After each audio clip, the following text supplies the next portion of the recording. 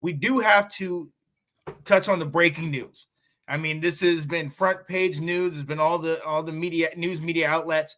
Jalen Carter facing charges in that deadly crash that happened where two individuals lost their lives. Alex, they're two misdemeanor charges. I believe it's a reckless driving and a racing. Yeah. Like a street racing or drag racing, something like that.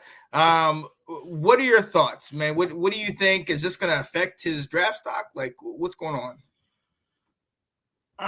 It all depends how he fares this weekend. I mean, obviously, he's not doing any of the on the field stuff. He's literally just sitting for the interviews. He is going to get grilled by every single team he meets with for this. They're going to tear him apart for it. And if he sits there, bites the bullet, and says, "Yeah, I made a mistake. I'm learning from it. I'm growing," like just says all the right things, and the teams realize that it's not just BS, then I think he still has the potential to go number one. I think regardless, I don't think he slips past 10. Mm-hmm. He's still that top 10 player because as unfortunate as it is with situations where there's criminal charges and that kind of stuff potentially in place, the guy's arguably the best defensive tackle prospect in 25, 30 years. Yeah. So he's gonna go top 10.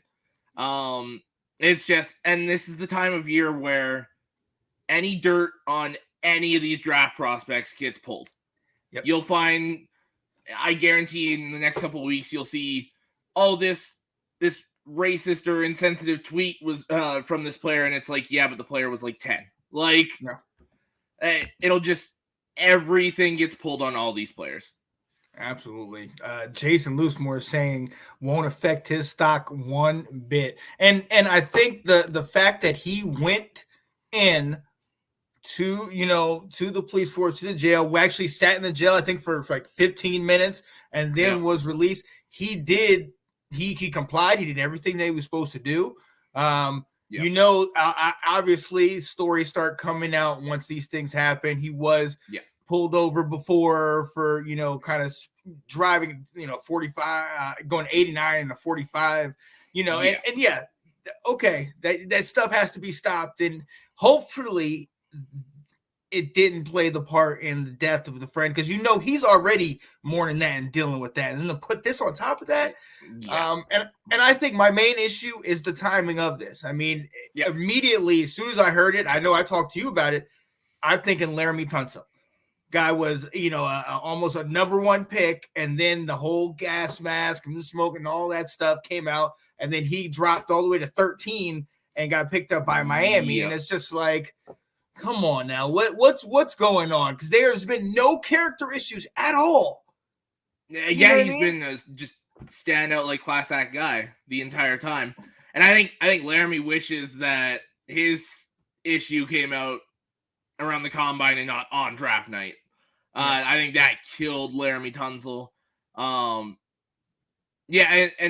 that's just it. Like when you've got that amount of talent sitting there, some team's gonna, even if it comes out that he actually did play a big factor in this and was a leading factor in it, a team's gonna take a chance on the character with all that talent there. It happens time and time again. Yep. And I don't think he hasn't shown me anything that he's a bad guy. Yeah. I think this was just two young men that won a second national title and were just kind of feeling themselves a little too much and made a mistake. And unfortunately it cost two people their lives. Yeah, absolutely. Absolutely. So, hey, all prayers out to him. All prayers out to that whole situation, that it just gets taken care of and handled. He is back at the combine.